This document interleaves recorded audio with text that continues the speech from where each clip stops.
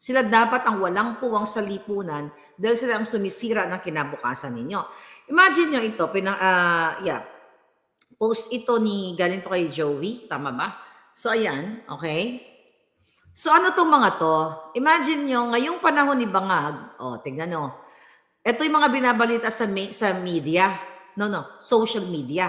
At ang iba dito, hindi, yung iba nababalita sa mainstream, pero yung iba, deadma lang kasi nga, kinokontrol nila yung statistics kung ilan yung mga biktima ng mga bangag. Kasi nga, di ba, pinapayagan nila na lumawak ang distribution ng illegal na asin, illegal na pulburon, kasi sila mismo ang nagdi-distribute at sila mismo ang nagkanulo. Okay, here's the mga crime.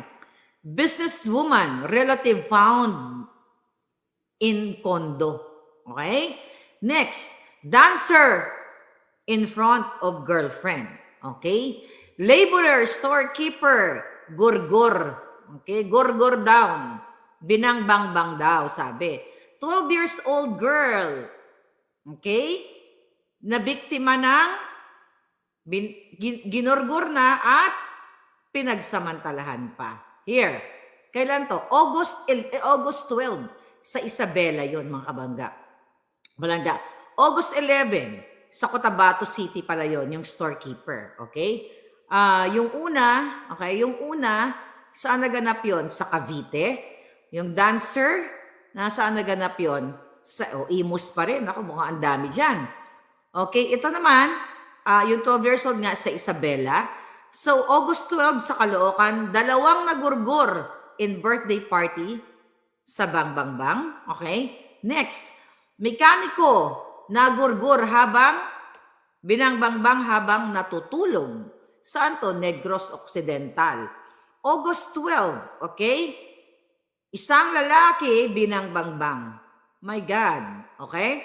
Sa Zamboanga City naman, August 13, isang lalaki ay binangbangbang. Okay? Magkakapatid, actually. Magkakapatid ang binangbangbang. Here, 3 minors. Di ba? Kinuslok ng hanggang magurgur. You know what I mean?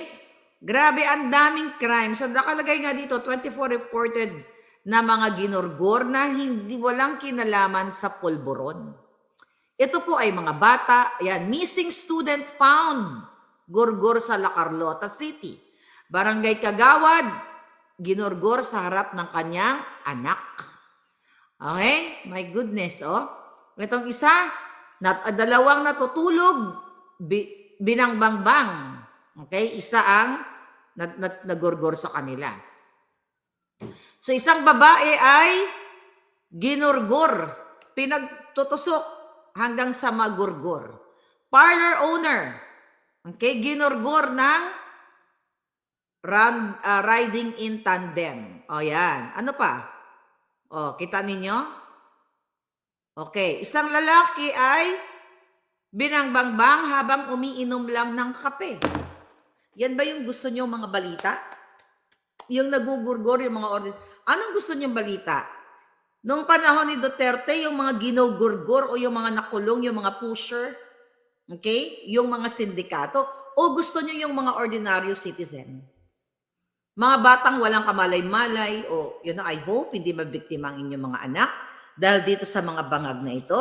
No wonder, kasi nga, based on sa aming guessing game kagabi, nila Sas at ni Cathy, Ate Binag, ay almost 50% ng inappoint ni Bangag ay mga bangag at addictus benedictus.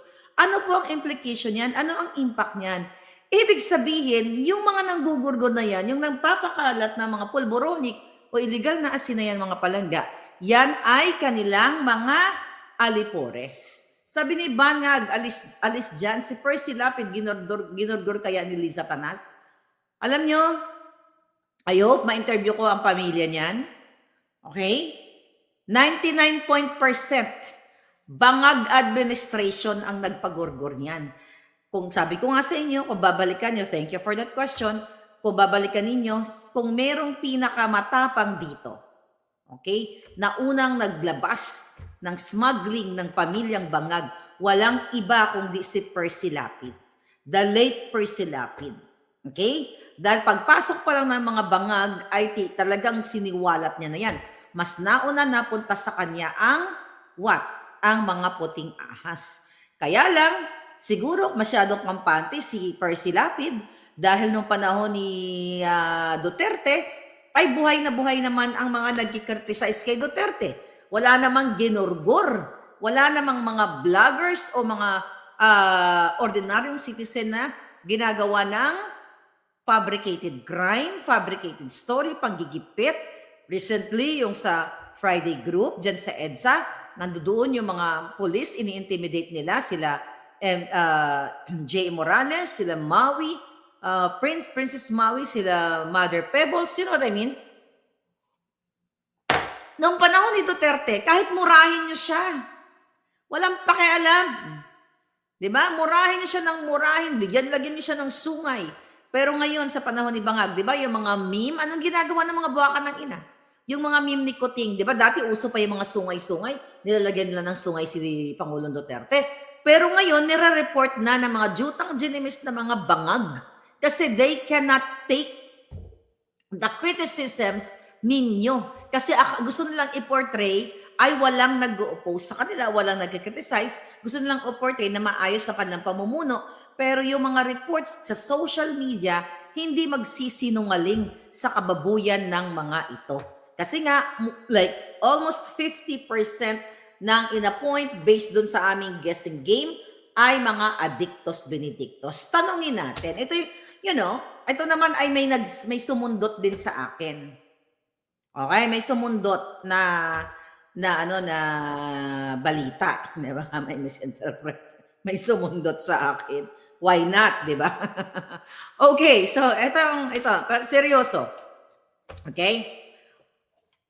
Tanungin natin, magtatanong lang tayo dito kasi may nakarating sa akin na information. Tatanungin natin. Ito kasi yung mga yung mga naisulat nasa talaan ng mga dapat itala. So may nag-send sa akin na information na ito daw, itanong ko daw. Alright? Number 1 sa talaan. DND. Gibo Teodoro. Polboronic ka ba? Kasi ayon sa ating puting ahas, okay? Ayon sa ating puting ahas, tanungin daw kita. Nagpupulburon ka ba? Kasama sa listahan, si Ralph Recto. Ikaw, Ralph Recto, nagpupulburon ka ba? Okay? Abalos, nagpupulburon ka ba? DOH, Ledesma, nagpupulburon ka ba? Sino pa? Marami sila, yung teka natin dali lang. Okay. Tingnan natin. Okay, ito pa yung tanong. Department of Housing, Acuzar. Nagpupulburon ka ba? Addictos benedictos ba kayo? O yan kasi may nag-send sa akin, di ba? I have told. Okay? I have told, katulad ng inyong testigo na gustong sirain o na pilit na binabagsak ang pamilyang Duterte. So hindi niya nakita, mga kababayan, hindi nakita ng kanilang testigo na si Guban na naging ninong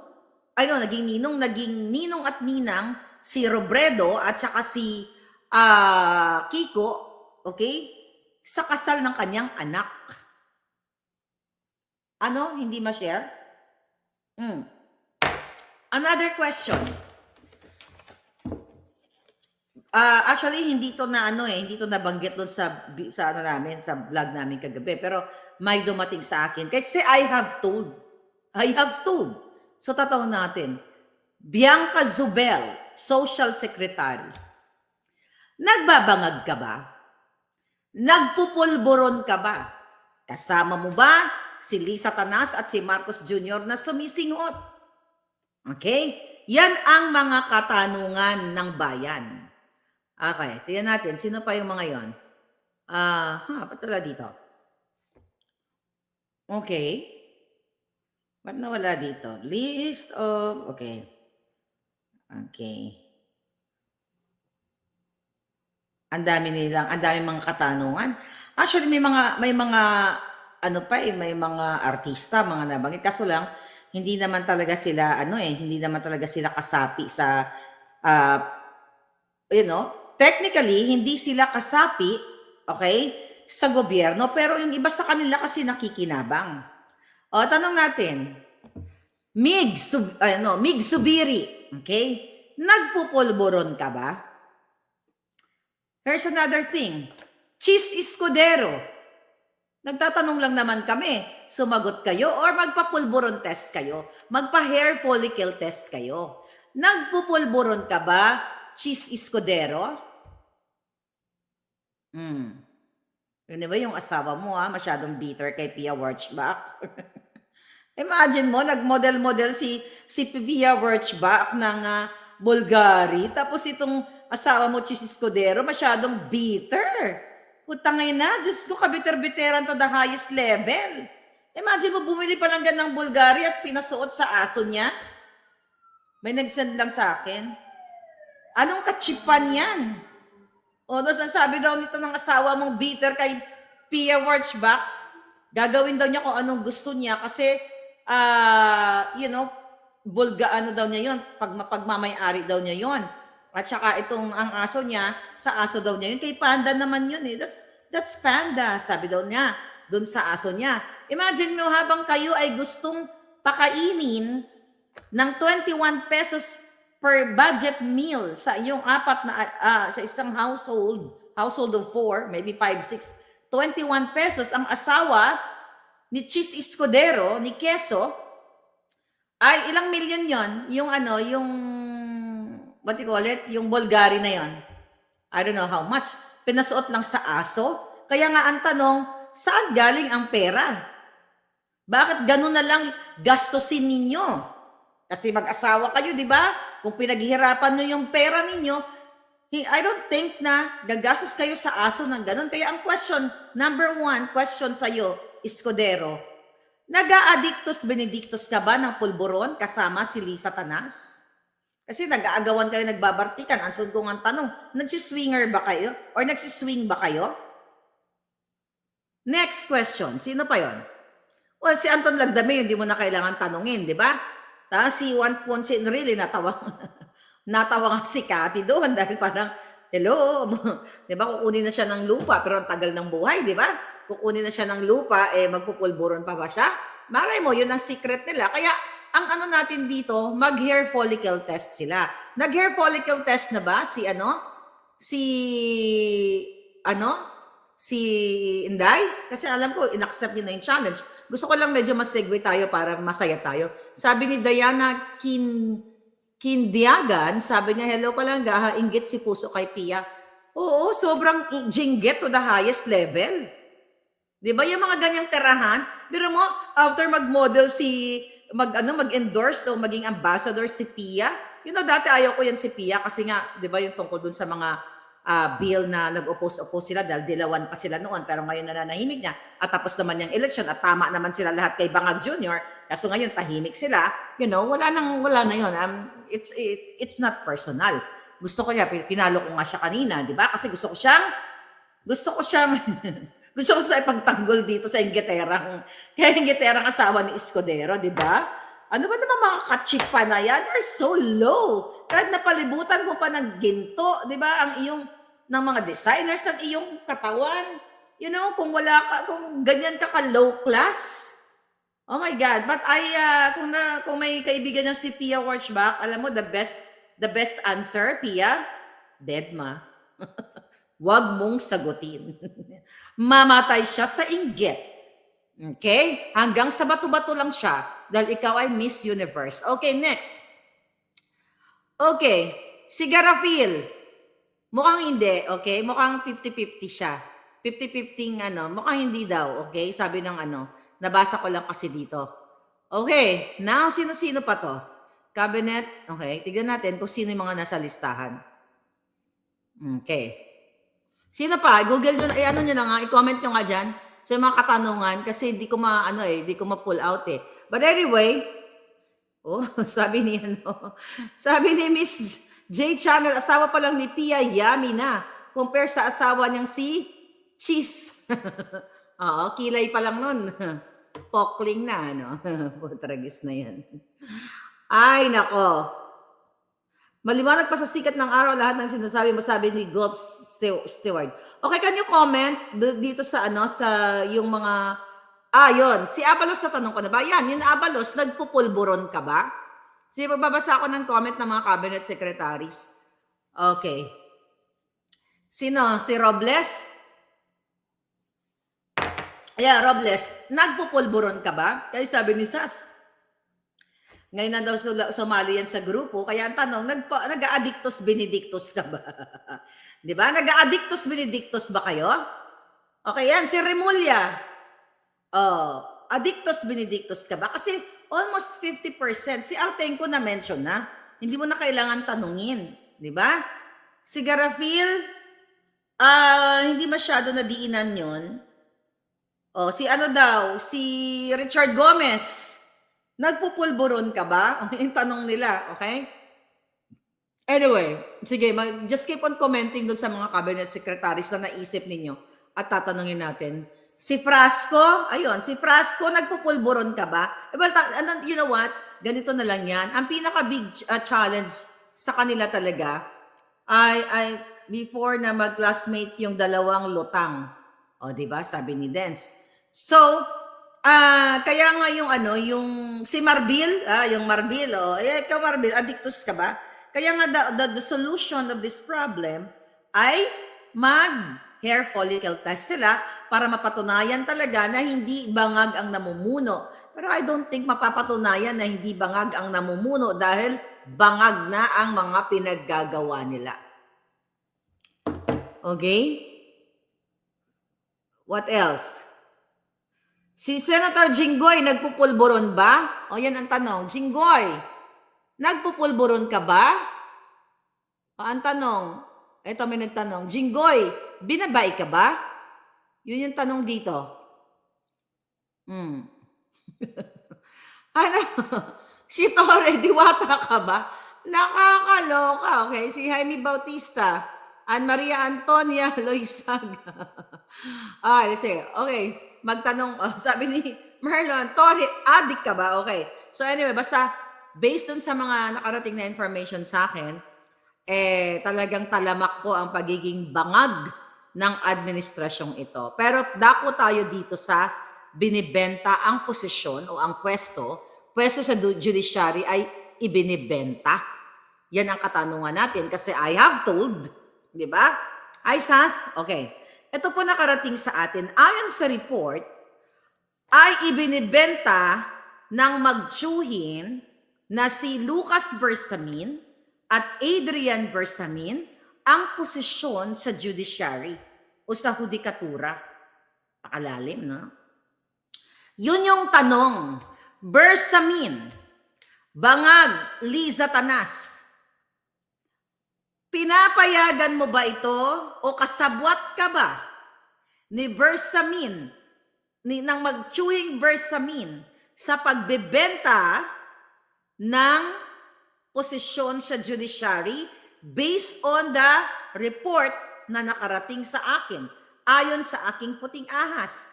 At ito Bersamin, yung number 1 client mo daw, okay, as reported, kamag-anak ni Chief of Staff Au Browner na nag-a-apply as justice sa Court of Appeal. Mga kababayan, since sila ay nagpe-present ng mga testigo na hinugot sa kulungan na walang hindi na witness, hindi naman eyewitness, hindi naman ako eyewitness, ako lamang ay tagatanong sa kanila. So Bersamin, I have told, hindi naman hinugot sa kulungan yung nagsabi sa akin, so tinatanong ko sa iyo, magkano ang benta mo kung ito ay 100% truly, okay? Na ikaw daw, di umano ay nagbebenta ng posisyon kasama ang iyong pamangkin na si Adrian. Therefore, can I ask a question? How much per pwesto? How much? Magkano? Tagpila. Diba? Magkano ang bentahan? Magkano mo daw ibinenta kung ito ay 100%? Dahil ito ay galing mismo ang puting ahas ko sa loob sa judicial department. Okay? Ito yung malungkot mga kababayan na kailangan nating tanungin itong mga Jutang Ginemes na pinasok na kayo ng lahat bangag. Kaya nga 'di ba hanggang ngayon wala pa rin silang reaction, 'di ba? Yes. Sabi nga ni Lorraine, Lorraine, thank you. I was told or I have been told. Okay. Yan ang linyahan natin ngayon. Kasi tinatanggap sa Congress eh. 'Di ba? Okay. Next, I have been told. Okay? Next, next I have been told. Okay? Sino attach? Okay? Bersamin, sino sa kamag-anak daw ni Browner ang iyong siningil ng milyones para ipwesto sa Court of Appeal? Hindi ito hearsay. Okay? Hindi ito hearsay mga palangga. Kasi, I have been told. Next, okay, sabi dito, Miss Maharlika, maraming prosecutors, judges, at justices ang dismayado dito sa loob. Kasi garapalan ang ginagawa ng magtsuhing Bersamin. At ito ay may basbas. Tignan mo kaya tinatanong natin, ito ay may basbas ni Satanas. Pakitanong po si Bersamin sa inyong vlog kung magkano talaga ang nakuha niya. Dahil ito po ang nangyayari dito sa judiciary. Kaya nga Bersamin, kasi I have been told, okay? Nag-text sa akin ang aking puting ahas, magkano ang singilan? Mga kababayan, kailangan nyo talagang gumalaw na. Ang sabi dito, umabot sa 58 na pangalan ang nasa shortlist sa Court of Appeal Justice candidates. Highest bidder po ang labanan, Miss Maharlika. Kawawa na po talaga ang ating mahal na inang bayan. Yung mga magagaling at matitino pong justices, hindi makalaban kasi wala po silang pambayad at ayaw nilang magbayad o bumili ng posisyon. Okay? Ito pa. Actually, Miss Maharlika, umaabot po sa 5 million to 10 million pesos ang bilihan ng pwesto dito sa department. Yun, mga palangga, I have been told. Wala ako, hindi ko na-witness, wala akong kinalaman dito. Etong mga nagre-report sa atin, galing sa loob na sila yung nakakakita na kung talagang ang mga taong nasa, judiciary na nga nababayaran, sino pa pagkatiwalaan natin? Yung Kongreso, Senado, nakita nyo, humuhugot sila ng testigong galing sa kulungan. So, sino pa ngayon ang inyong aasahan? Kaya nga itong mga ito, they're lawyers Itong nag-forward sa atin for sure doon sa loob ng judiciary, okay? 5 million to 10 million ang bilihan ng pwesto. Actually, Miss Maharlika, pati po sa Sandigang Bayan. Hindi na Sandigang Bayan ang itawag nyo dyan. Sandigang Demonyo. Kasi hindi bayan ang pinililingkod nyo, kundi ang mga demonyo. Ang sabi ko, ang presyo naman po para ma-appoint as MTC, okay? Manila Trial, anong MTC Trial Court Judge? And what is M? What is M? Help me, okay? Help me, darling. What is MTC? Manila Trial Court ba? Sabi dito, Sandigang Bayan, yes. Metropolitan po ba? Oh, basta MTC. Okay. Hindi tayo nakapag-ano, municipal. Sige, mamula na lang kayo. Municipal Trial Court? Okay, thank you. Thank you, darling. You know, that's the power of more brains. Municipal Trial Court. Thank you. All right, Manila Trial Court. Okay. Municipal Trial Court. Let's settle. Okay, now what? So, ang presyo naman sa Municipal Trial Court judge ay 500,000 to 1 million. Para po maging RTC, regional. Yan, yun, alam ko yan, Regional Trial Court, RTC. Para po maging RTC judge, ang sisingilin naman nila ay 1 million po pataas. Ito ay may basbas sa Malacanang. Well, kung ang involved dito ay si Bersamin, Executive Secretary, thank you mga darling, na-gets ko na yung Municipal Trial Court or Metropolitan Trial Court. Thank you, tatalino ng mga viewers ko. See? Okay. So yun yung sinasabi dito. May basbas ang bangag na gobyerno. And no less than the Executive Secretary daw ang naniningil dito. Kaya nga, yung mga ganitong information, dapat sila yung mga pinapatawag dyan sa congressional hearing. Para ito'y maimbestigahan, di ba? Kasi tignan mo, yung hinugot nila sa kulungan na pinangalanan si Pulong Duterte, si Man Scarpio, headline. Okay? Headline na ng mga mainstream media para i-pin down talaga ang mga Duterte. Pero ito yung mga gantong balita na si Marcos Jr. ay authenticated bangag. Wala. Pero syempre hindi tayo titigil. Next one. Okay. Ang sabi dito, ma'am, yung mga qualified po pero walang pambayad o walang pera, hindi talaga makapwesto. Dahil ganito po yung kalakaran dito. Nakakalungkot na po yung ating bayan. Sana may magawa ang taong bayan at sila ay kumilos na. At sabi nyo nga po, everyday mag-speak up day. Thank you for watching dyan sa Judiciary. Thank you. Okay?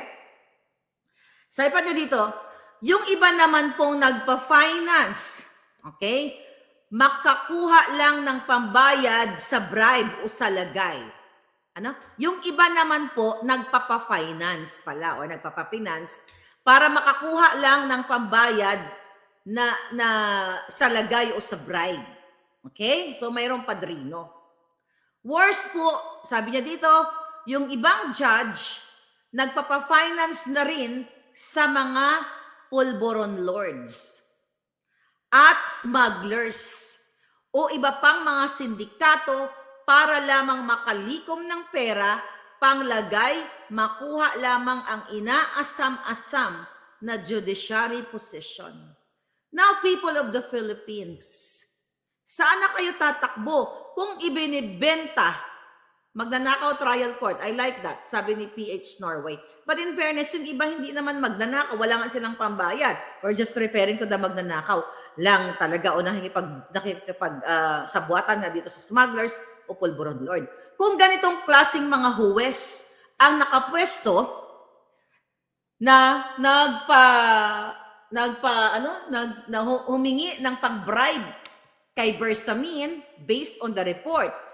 Dahil daw, din sana nag-report sa atin ay magkakasabwat sila ni Satanas. Kung ganito yung mga huwes na nakaupo, mga kababayan, wala kayong maaasahang hustisya sa inyong bayan kasi kung nakabangga nyo, drug lord, pulburon lord, o kung ano pa man, smug lord, definitely, kahit gaano kalakas ang inyong kaso, mga kababayan, matatalo kayo. Kasi si judge, aayunan niya yung nagbayad ng kanyang bribe kay Satanas o sa Malacanang. Kung itong report na ito, kasi sabi ko nga, I have been told, dapat ito ay busisiing paimbestigahan. Pero wala nga kayong maasahan. Sino mag-iimbestiga? O ikakaso nyo, itong mga judge mismo. O yung judiciary natin, napasok na ng mafia. O saan pa kayo aasa? Sa Diyos na lang kayo umasa. Magdasal na lang kayo ng taimtim. O kung wala pang aksyon ngayon, gamitin nyo lang black magic nyo. Di ba? Now what? Grabe. Miss Maharlika, nakakalungkot po talaga ang nangyayari dito sa judiciary. ang kapalit, sabi niya, ang kapalit po, sabi niya, syempre po ang kapalit, ang kapalit ay, proteksyon sa illegal nilang operation. Okay? So, anong ibig sabihin na nagbigay sa atin? Nga sinabi ko na kapag nahuli sila, nagkakaso sila sa smuggling, sa pulburong o kahit ano pa man, hindi sila mapapanagot ng batas kasi mahiya si judge na pumabor dito sa kalaban kasi nga, yung nagbigay sa kanya ng bribe, ay nagbigay ng pera para i-bribe niya sa Malacanang, magbabayad siya ng utang na loob.